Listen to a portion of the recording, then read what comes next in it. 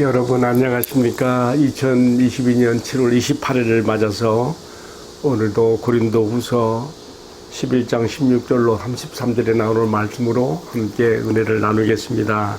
제가 몇 부분을 봉독합니다. 20절, 누가 너희를 종으로 삼거나 잡아먹거나 빼앗거나 스스로 높이거나 뺨을 칠지라도 너희가 용납하는도다. 고린도 교회가 거짓 사도들에게 속아서 이렇게 당하고 있는 모습을 너무 안타까운 마음으로 지금 사도 바울은 고린도 교회를 책망하고 있습니다. 이어지는 말씀을 보게 되면요, 이 거짓 사도들이 아주 허황된 가머니솔로 고린도 교회 성도들을 후려 쳐먹었기 때문에 사도 바울은 그들을 비교하는 뜻으로 자신도 자신이 정말 그리스도의 사도된 표시를 이렇게 말할 수밖에 없다는 그런 뜻으로 말씀하고 있습니다. 22절부터 봉독합니다. 그들이 히브리인이냐 나도 그러하며, 그들이 이스라엘 사람이냐 나도 그러하며, 그들이 아브라함의 후손이냐 나도 그러하며, 그들이 그리스도의 일꾼이냐 정신없는 말을 하거니와 나는 더욱 그러하도다. 내가 수고를 넘치도록 하고 옥에 갇히기도 더 많이 하고 매도 수없이 맞고 여러 번 죽을 뻔하였으니 유대인들에게 40에서 하나 감한매를 5번이나 맞았으며 3번 대장으로 맞고 1번 돌로 맞고 3번 파산하고 일주야를 깊은 바다에서 지냈으며, 참 여기까지만 이야기해도 이루 말할 수 없는 복음을 위한 고난을 감수한 바울의 사도된 모습인데요. 이어지는 26절부터 말씀 보게 되면 더욱 깊은 고난의 사경을 헤맸던 모습을 봅니다. 26절입니다. 여러 번 여행하면서 강의 위험과 강도의 위험과 동족의 위험과 이방인의 위험과 시내의 위험과 광야의 위험과 바다의 위험과 거짓 형제 중에 위험을 당하고 또 수고하며 애쓰고 여러 번 자지 못하고 줄이며 목마르고 여러 번 굶고 춥고 헐벗었노라. 이 외에 이런 고사하고 아직도 날마다 내 속에 눌리는 일이 있으니 곧 모든 교회를 위하여 염려하는 것이라. 30절, 내가 부득불 자랑할진대 내가 약한 것을 자랑하지라. 아멘. 거짓 사도들은 자신들의 그 허황된 거짓말로 가문이설로 고린도 교회 성도들을 후려쳐먹으면서 그들을 자신들의 종처럼 약속시켰는데, 사도 바울은 이런 것들을 다 뒤집어 엎는 지금 자신의 참 사도된 표적을, 증거들을 이렇게 말하고 있습니다. 자, 이제 오늘의 말씀 들어가겠습니다. 저는 방금 읽어드린 말씀을 중심으로 나는 무엇으로 평가받는가 하는 제목하에 말씀을 나누고자 합니다. 나는 무엇으로 주님의 일꾼된 또 주님의 종된 인증을 받고 있는가 한번 생각해 봅니다. 사람들의 영혼을 빼앗고 도둑질하는 거짓 사도들에게 속아서 그들의 종이 되고 이용당하고 있는 고린도 교회 성도들을 향하여 바울은 강하게 질책하며 그들이 어떤 사람들인지 똑바로 알아보라고 합니다.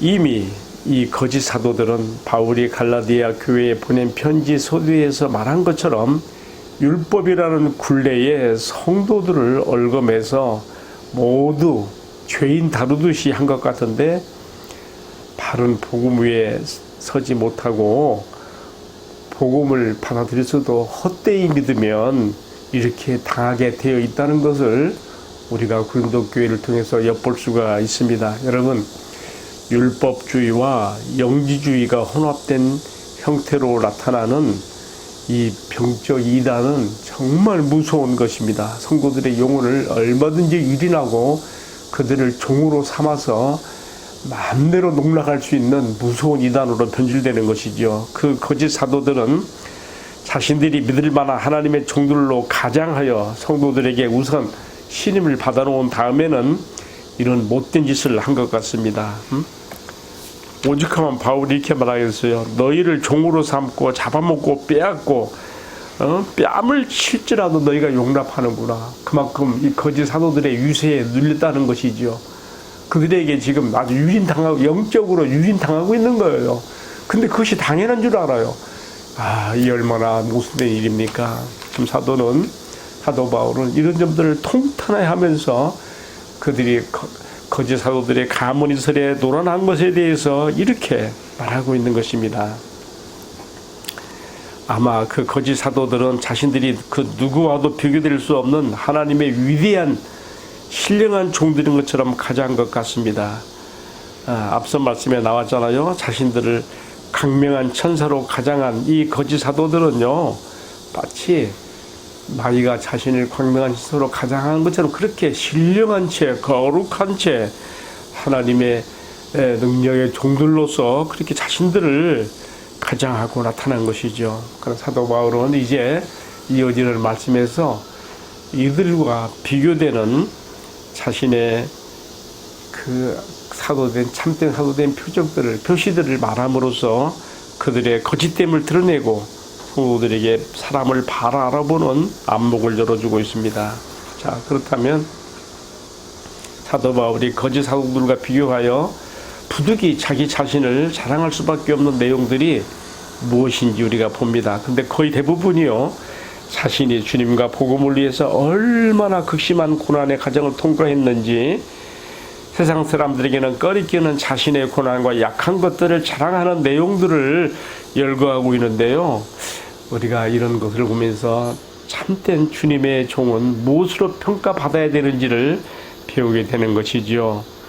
한편 오늘의 말씀을 통해 바울이 그리스도와 복음을 위해 고난당했던 상상할 수 없는 내용들을 읽으면서 제 마음속에 왠지 모르는 슬픔이 마음에 이렇게 스며드는 것도 참 마음 깊이 느끼게 되고 있습니다.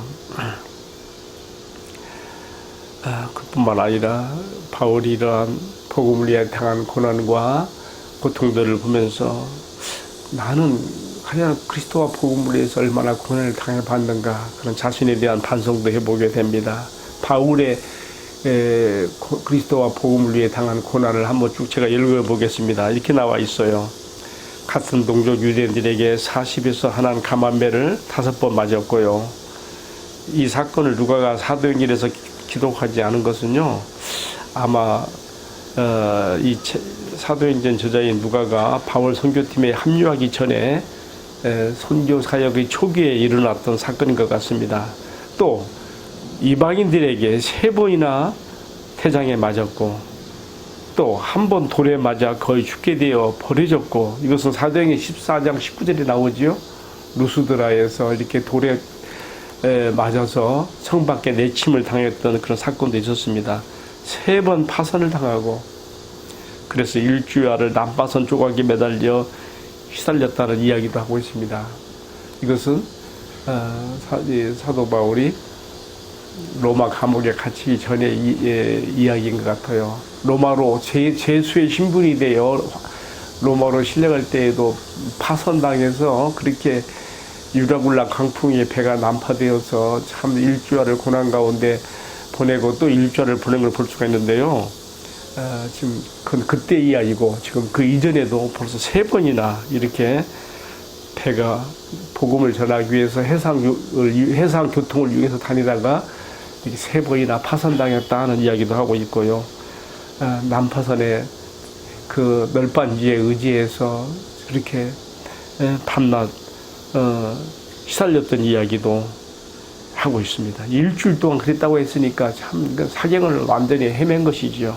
그럴 뿐만 아니라 26절에 보게 되면요, 여러 번 여행하면서 강의 위험과 강도의 위험과 동족의 위험과 이방인의 위험과 시내의 위험과 광야의 위험과 바다의 위험과 거짓 형제 중에 위험을 당하고, 아주 정말 복음을 전하는 것을 위해서 위험과 위험 속으로 계속 전진해 나갔던 바울의 행적을 우리가 볼 수가 있습니다. 또 27절에 보게 되면 수고하며 애쓰고 여러 번 자지 못하고 줄이며 목마르고 여러 번 굶고 춥고 헐벗었노라.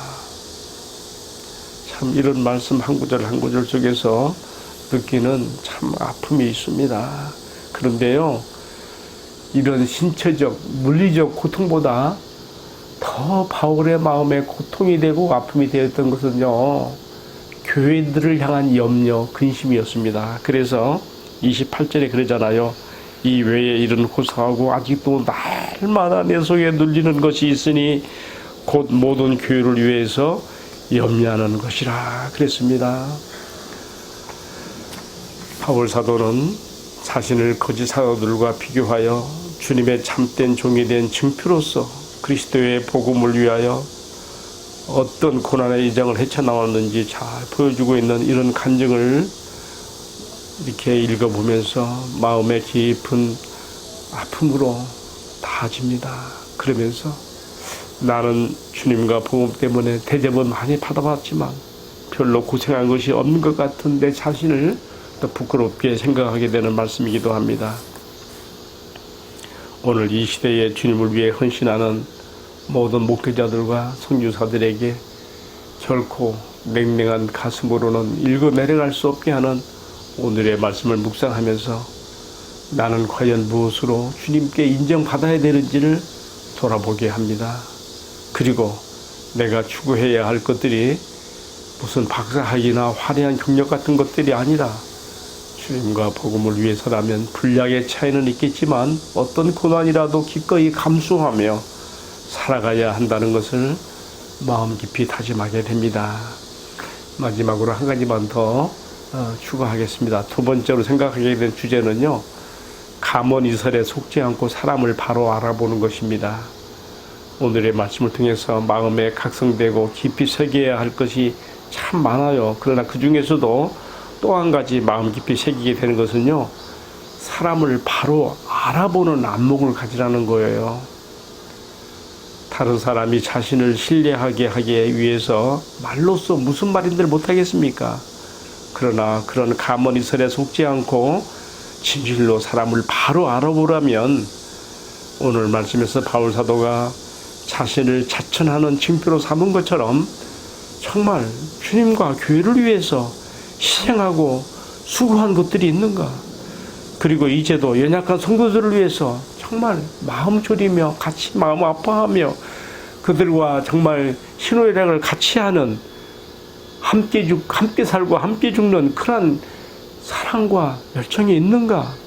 이런 것들로 증명되어야 한다는 것을 마음 깊이 오늘 내 마음에 주시는 교훈으로 받아들입니다. 사랑하는 성도 여러분, 오늘 제가 크게 두 가지를 말씀드렸습니다. 나는 무엇으로 평가받는가? 그것은 화려한 무슨 경력이나 이력, 학력 그런 걸로 되는 것이 아니고요. 얼마나 큰 사이즈의 교회를 목회하며 얼마나 많은 성도들을 거느리고 있는가 그런 거 되는 것이 아니고요. 그리스도와 복음을 위해서 나는 정말 낮은 자리까지 내려가서 또는 위험과 위험 속을 들어가면서까지도 나는 그리스도와 복음을 위해서 희생하고 자신을 내려놓을 수 있는가? 그것으로서 증명되어야 된다는 것이고요. 또 한 가지 제가 드린 두 번째 주제의 교훈은 사람의 감언설에 속지 말고 사람을 바로 알아보라는 것이죠. 겉으로 거드름을 피우고 자신을 믿게 하는 여러 가지 허황된 것들을 똑바로 직시하고 정말 그에게는 주님과 교회를 사랑하는, 그래서 그것 때문에 희생하고 자기 자신을 드리는 그러한 열정이 있는가를 보라는 것이죠. 오늘 이 두 가지를 마음 깊이 새기며 오늘 나에게 주시는 교훈으로 받아들입니다. 함께 기도하겠습니다. 주님, 우리가 말로써 자신을 증명하는 자들이 되지 않게 하시고 주님과 교회를 위하여 고난받음과 애타하는 마음 그리고 행함과 진실함으로 우리 자신들을 주님 앞에서 그리고 교회 앞에서 증명할 수 있게 하옵소서. 이 모든 말씀을 존귀하신 우리 주님 예수 그리스도의 이름으로 기도하옵나이다. 아멘. 예, 마쳤습니다. 감사합니다.